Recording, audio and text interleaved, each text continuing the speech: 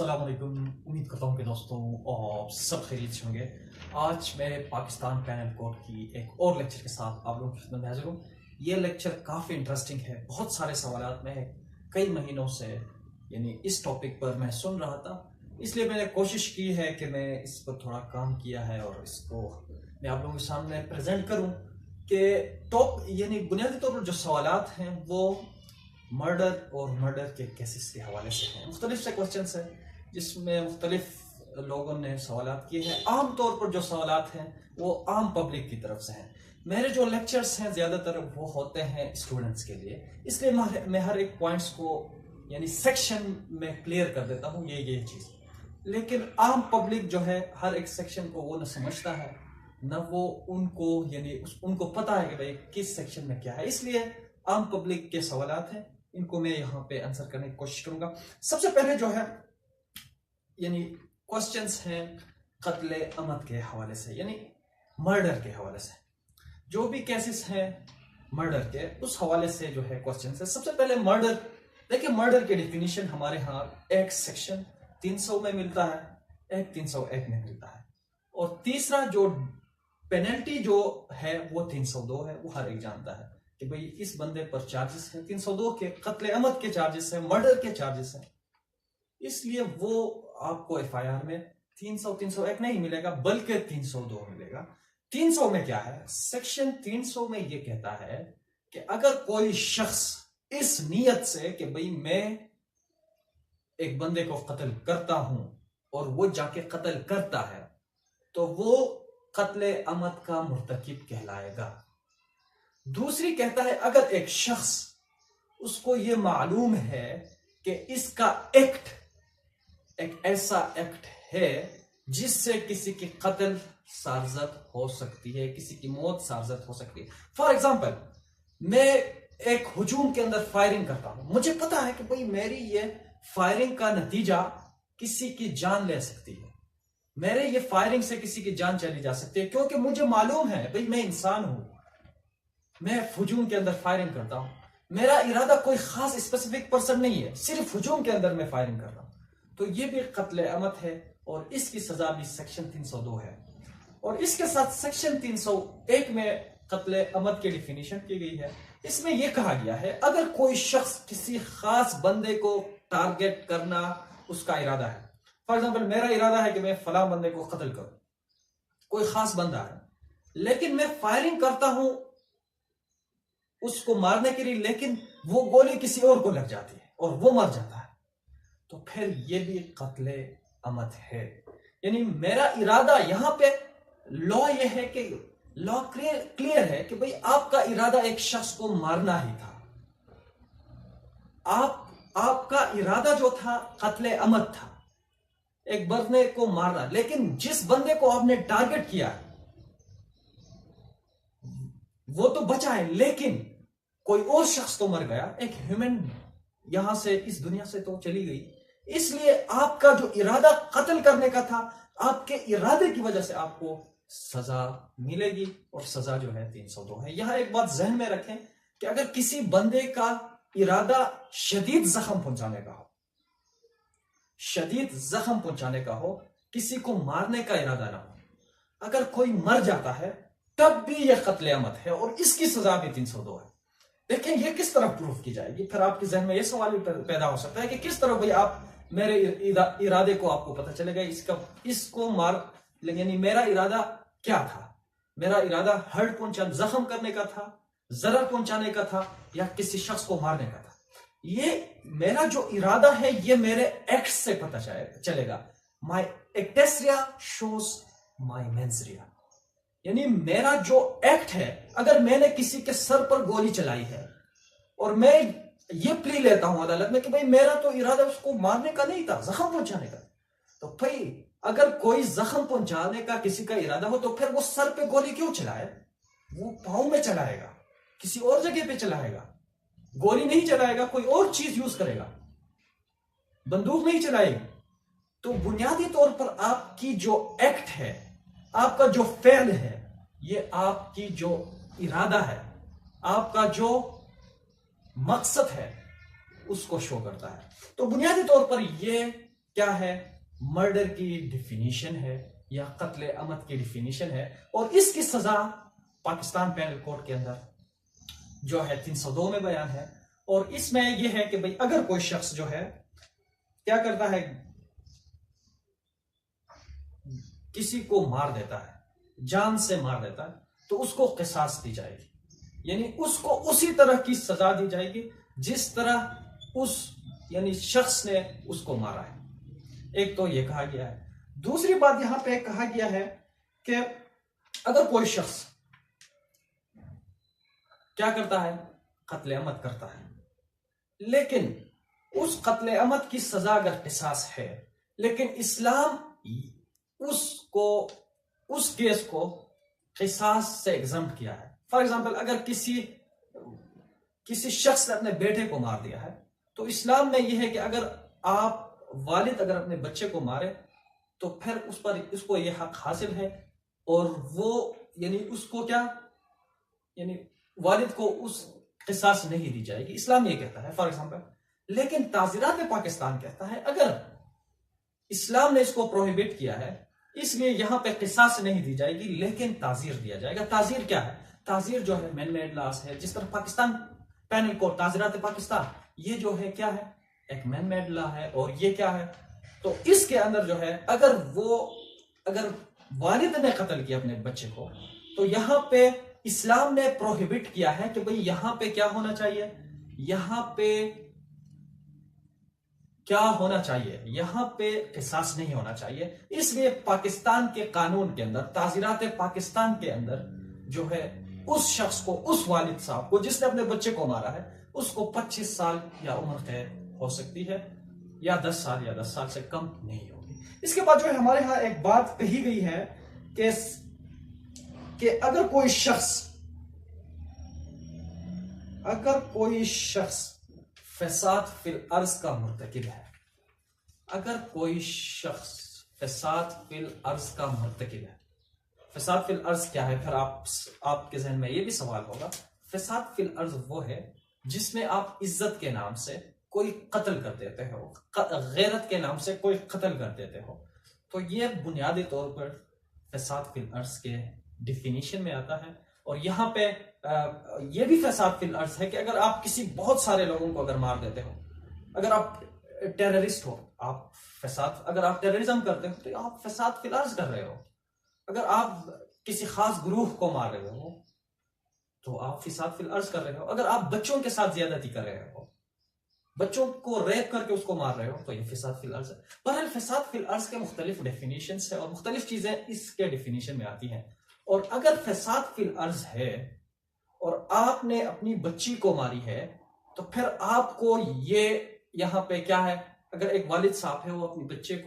بچی کو ماری ہے اس بنیاد پر غیرت کے نام سے، تو پھر اسلام تو کہتا ہے کہ بھئی یہاں پہ آپ اس کو ایگزیکیوٹ نہیں کر سکتے. لیکن اس کے باوجود بھی پاکستان پینل کوڈ میں یہ واضح طور پر لکھا گیا ہے اگر کوئی شخص فساد فی الارض کا مرتکب ہے اور اسلام اس کو یعنی ایگزیکیوٹ کرنے کے لیے نہیں کہتا، پھر بھی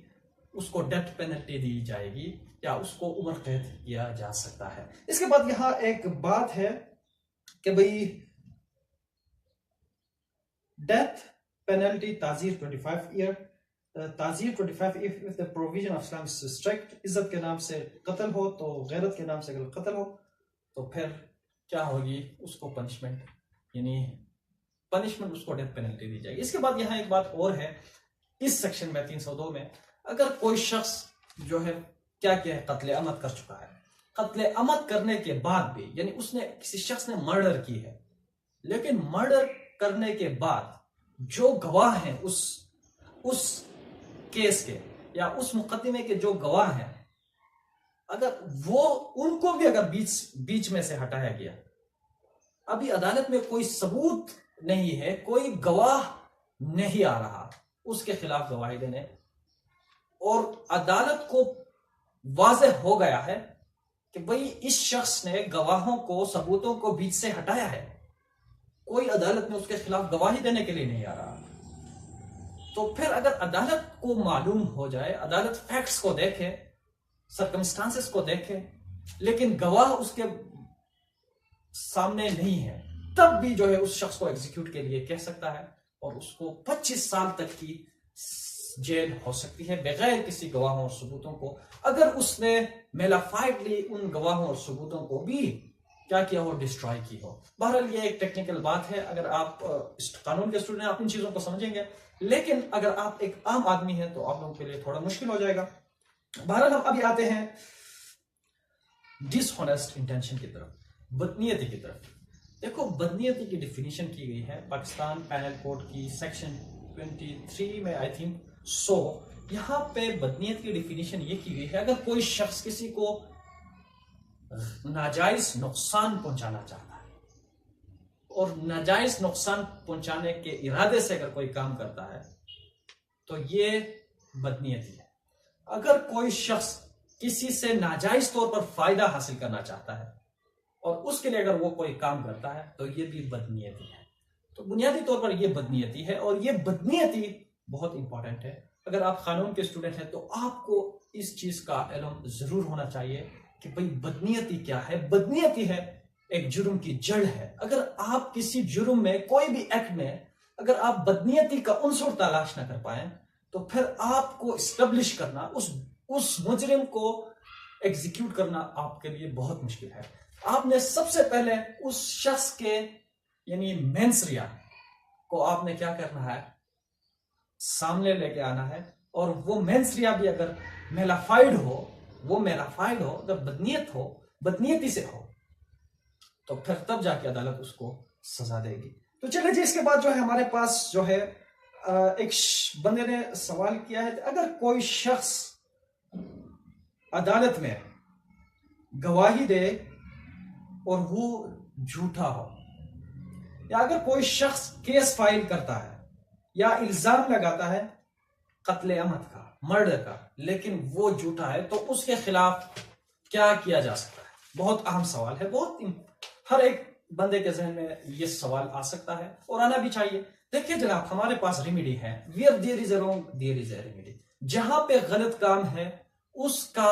آپ کو کوئی نہ کوئی ریمیڈی بدل ہے۔ اگر آپ کے ساتھ کوئی غلط ہوا ہے تو آپ کے پاس قانون آپ کو ہمیشہ ریمیڈی پرووائڈ کرتا ہے۔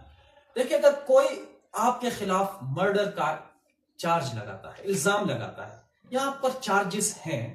اگر آپ کے اوپر صرف الزام لگاتا ہے، اتہام لگاتا ہے، تو آپ کے پاس ریمیڈی ہے۔ آپ سیکشن 49 ڈیفیمیشن کا کیس اس کے اوپر کر سکتے ہیں، اور اس کو سزا یعنی عدالت کے کٹہرے میں، قانون کے کٹہرے میں اس کو کھڑا کر سکتے ہیں۔ دوسری بات یہ ہے کہ اگر کوئی شخص آپ پر الزام لگا رہا ہے، الزام کے ساتھ آپ کے اوپر FIR بھی ہوا ہے اور آپ نامزد بھی ہو گئے ہیں، اور آپ کے خلاف عدالت میں گواہی بھی دے رہا ہے، تو پھر مسئلہ یہ ہے کہ آپ کے پاس اگر وہ جھوٹا ہے، وہ عدالت میں ثابت ہو رہا ہے، یا آپ نے ثابت کیا ہے کہ بھئی یہ اتہام جو ہے میرے اوپر، یہ الزام جو ہے یہ جھوٹا ہے، تو پھر آپ کے پاس ریمیڈی ہے جو ہے، یہ ریمیڈی بہت اہم ہے۔ اور یہ جو جھوٹا گواہی، یہ ایک سنگین جرم ہے، وہ بھی اگر وہ قتل کے کیس میں 194 section 194 of Pakistan penal code اس حوالے سے ہے۔ جھوٹا گواہ اگر کسی کو سزائے موت یا کیپٹل پنشمنٹ میں، اگر کیپٹل آفینسز میں اگر کوئی شخص گواہ بنتا ہے، یعنی جیسے سزائے موت ہو گئی، 25 سال کا قید، یہ کیپٹل آفینسز ہیں، یعنی یہ بڑے جرم کیا ہیں، جرائم ہیں۔ اگر ان جرائم میں اگر کوئی شخص آ کے گواہی دیتا ہے، فار ایگزامپل اگر کوئی ریپ کے کیس میں آ کے گواہ بنتا ہے، یا کوئی شخص جو ہے مرڈر کے کیس میں آ کے گواہ بنتا ہے، تو پھر یہ جو ہے کیپٹل آفینسز ہیں۔ تو اس میں اگر وہ شخص، اس کی میلافائڈ انٹینشن ظاہر ہو گئی، تو پھر آپ اس کے خلاف 194 کے نیچے کارروائی کر سکتے ہیں۔ اور یہاں ایک بات میں آپ لوگوں کو بتا دوں کہ ریسنٹلی پچھلے مہینے یعنی 4 اپریل کا ایک ڈیسیجن ہے سپریم کورٹ کا، یہ پاکستان کے جو اسٹوڈنٹس پہ ایک انقلاب ہے، جو ہمارے چیف جسٹس کی طرف سے یہ فیصلہ آیا ہے۔ یہ فیصلہ ایک کیس پر آیا ہے جس پر میں نے آلریڈی ایک سیشن کیا ہے۔ یہ کیس بہت امپورٹنٹ کیس ہے، جس میں ایک شخص کے اوپر ایک پولیس گواہی دیتا ہے، یعنی سیشن کورٹ میں وہ گواہی دیتا ہے، اس کے بعد جو ہے ہائی کورٹ میں وہ گواہی دیتا ہے، اور شخص 10 سال جیل کھاتا ہے، اور 10 سال سے بھی زیادہ ایک شخص جیل میں رہتا ہے اور اس پر جو ہے سیشن کورٹ میں اس کو قصاص کا کیا کیا جاتا ہے، فیصلہ کیا جاتا ہے، اور اس میں ہائی کورٹ میں، لاہور ہائی کورٹ میں اس کے خلاف جو ہے کیا ہوتی ہے، اس شخص کے خلاف کاروائی ہوتی ہے، یعنی کاروائی نہیں بلکہ مطلب یہ ہے کہ اس کے خلاف فیصلہ آتا ہے اور وہ سپریم کورٹ میں اپیل کرتا ہے اور کہتا ہے کہ بھئی میرے اوپر جو میرے خلاف جو گواہی دے رہا ہے یہ جھوٹا ہے اور میں نے قتل عمد کمٹ نہیں کیا ہے۔ فائنلی سپریم کورٹ میں یعنی یہ اسٹیبلش ہوتا ہے جو گواہ ہے، جو شخص گواہی دے رہا ہے وہ بیک وقت 2 جگہوں پر موجود تھا، اس لیے انہوں نے اس وقت وہ نہراوال میں بھی تھا اور اسی طرح اسی دن وہ جو ہے لاہور ہائی کورٹ لاہور میں بھی تھا، 2 جگہوں پر تھا، اس لیے عدالت کو ظاہر ہو گئی کہ جو شخص گواہ تھا وہ جھوٹا تھا، اس لیے اس نے اس پر کرمینل یعنی میسلینیس کیا آرڈر پاس کیا اور کہا کہ وہ اس کے خلاف کاروائی کی جائے، اور یہاں پہ پھر وہ معاملہ بھی چلا گیا ہے سیشن نہراوال، وہاں سے اس کے خلاف جو ہے پروسیڈنگ ہوگی کیونکہ اس نے ایک جھوٹا گواہی دے دی اور اس کے ساتھ ایک بندہ 10 سال سے زائد جیلوں میں کاٹا، اس کو ذہنی ٹارچر ہو گئی، یعنی اس کی ساری زندگی وہاں پہ جیلوں میں برباد ہو گئی، اور اس لیے جو ہے عدالت نے 194 کے نیچے تمام ہائی کورٹس کو، تمام عدالتوں کو، یعنی جو بھی سبارڈینیٹ کورٹس ہیں ان کو یہ یعنی حکم دیا کہ بھئی اگر کوئی شخص جس کے بیان میں اگر معمولی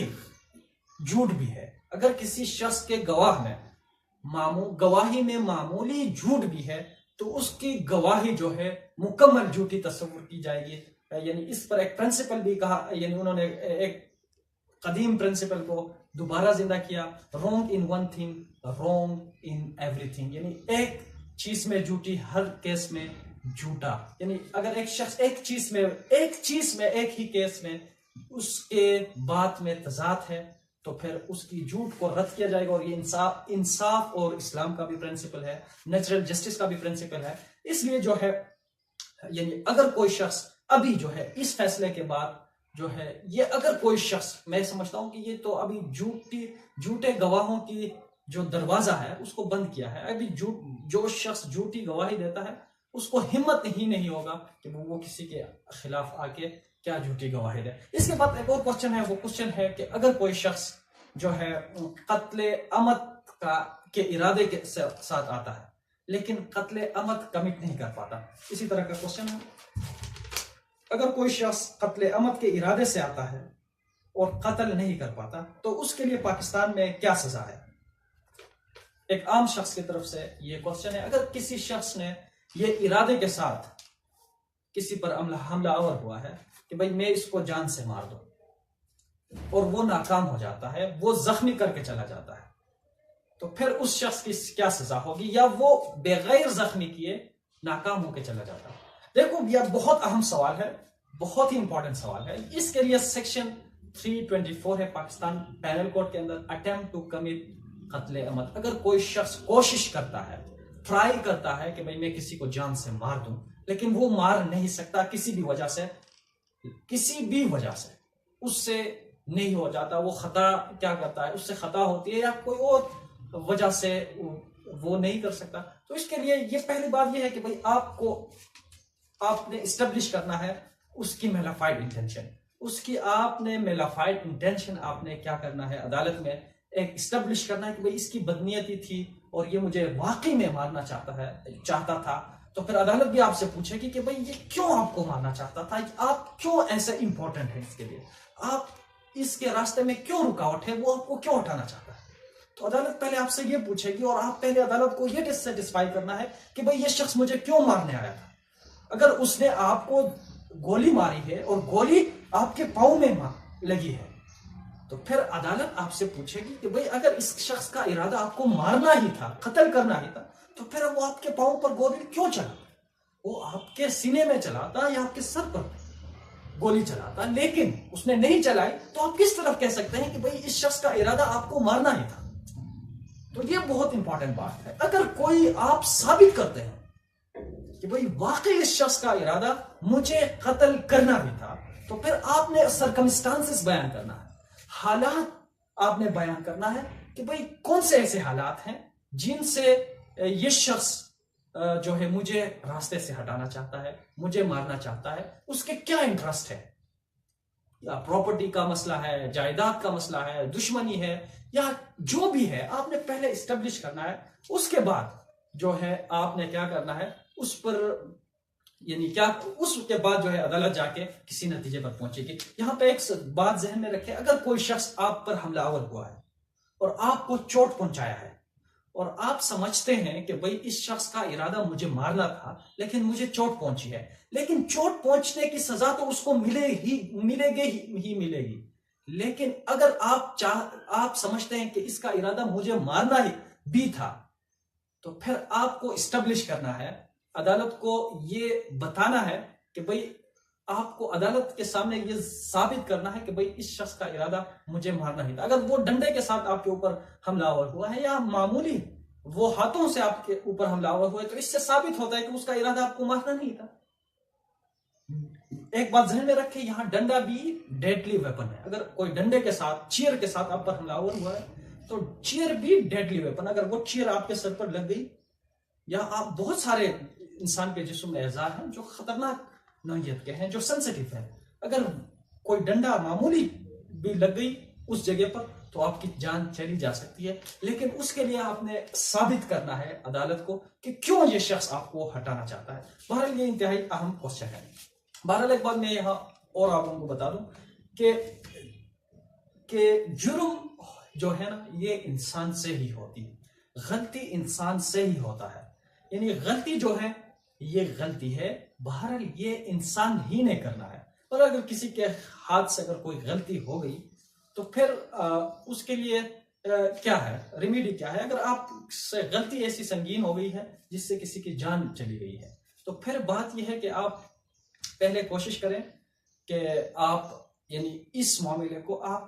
حل کریں. حل کس طرح کریں؟ اس سے معافی مانگے، یا جس کے ساتھ زیادتی ہوئی ہے اس کے ساتھ آپ صلح کریں، یا آپ جو ہے بدلے صلح دیں، یا جو بھی ہے آپ اس کے ساتھ اس معاملے کو کیا کریں، دفع کریں. اور بہرحال کیونکہ اللہ تعالیٰ بھی، حضور صلی اللہ علیہ وسلم کہتے ہیں کہ جو لوگ عفو کرتے ہیں، درگزر کرتے ہیں، معاف کرتے ہیں، ان کو اللہ تعالیٰ بھی پسند فرماتے ہیں، یعنی ان کو لائک کرتے ہیں. یعنی معاف کرنا جو ہے یہ اللہ کی جو وہ خصوصیات میں سے ایک ہے. بہرحال اگر آپ ہو سکے تو معاف بھی کر سکتے ہیں، بہرحال کمپاؤنڈ بھی کر سکتے ہیں. آپ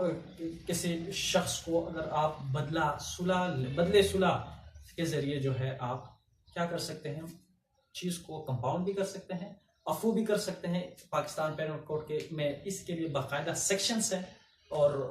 آپ کے پاس یہ یعنی حق حاصل ہے، یا حق حاصل تو نہیں، بہرحال آپ کو یہ یعنی بینیفٹ مل سکتا ہے اگر دونوں پارٹی چاہیں، یا جو ایگریمنٹ پارٹی ہے جس کے ساتھ زیادتی ہوئی ہے اگر وہ چاہے تو وہ آپ کو معاف بھی کر سکتا ہے، آپ کو یعنی کمپاؤنڈ بھی کر سکتا ہے، بدلہ صلح لے کر آپ کو وہ بھی کر سکتا ہے. لیکن یہاں ایک بات ذہن میں رکھیں کہ بدلے صلح اور عفو بھی ایک کنڈیشن میں منع ہے. اگر آپ کی جرم کی نوعیت سیکشن 311 کے اندر آتا ہے. سیکشن 311 میں کیا ہے؟ سیکشن 311 میں یہ ہے کہ اگر کوئی شخص عزت کے نام سے، غیرت کے نام سے اگر کوئی قتل کرتا ہے تو پھر اس کی معافی، اگر جس کے ساتھ زیادتی ہوئی ہے اگر وہ معاف کرنا چاہیں بھی تو پھر عدالت آپ کو معاف نہیں کرے گی، اسٹیٹ ریاست آپ کو معاف نہیں کرے گا. کیونکہ یہاں پہ جو ایلیمنٹ ہے وہ ایلیمنٹ ہے فساد فی الارض کا. آپ نے پورے سوسائٹی کو سفر کیا ہے، آپ کی ایکٹ سے پوری سوسائٹی سفر ہو گئی ہے، آپ نے ریاست کے ریٹ کو چیلنج کیا ہے، آپ ٹیررسٹ ہیں، آپ نے ٹیررزم کیا ہے. اس لیے جو ہے یہاں ریاست جب بیچ میں آتی ہے تو پھر آپ یعنی معافی کا وہ بات جو ہے وہ بیچ سے نکل جاتا ہے اور وہ آپ کو معافی نہیں ملتی. بہرحال ایک بات تو یہاں ہے، اگر پریزیڈنٹ کے پاس یہ اختیار حاصل ہے کہ اگر آپ کو سزا ہو گئی ہے، آپ کو ابھی یعنی پھانسی ہونے والا ہے، تو آپ یعنی پریزیڈنٹ سے آپ معافی کیا کر سکتے ہیں، طلب کر سکتے ہیں. تو امید کرتا ہوں کہ دوستوں آج کا جو یہ لیکچر ہے، آج کا جو یہ سیشن ہے آپ لوگوں کو پسند آئے گا. پسند آئے لائک ضرور کریں، ڈس لائک چینل کو ضرور سبسکرائب کریں. مجھے بہت سارے خیال رکھیے. اللہ حافظ، بائے بائے.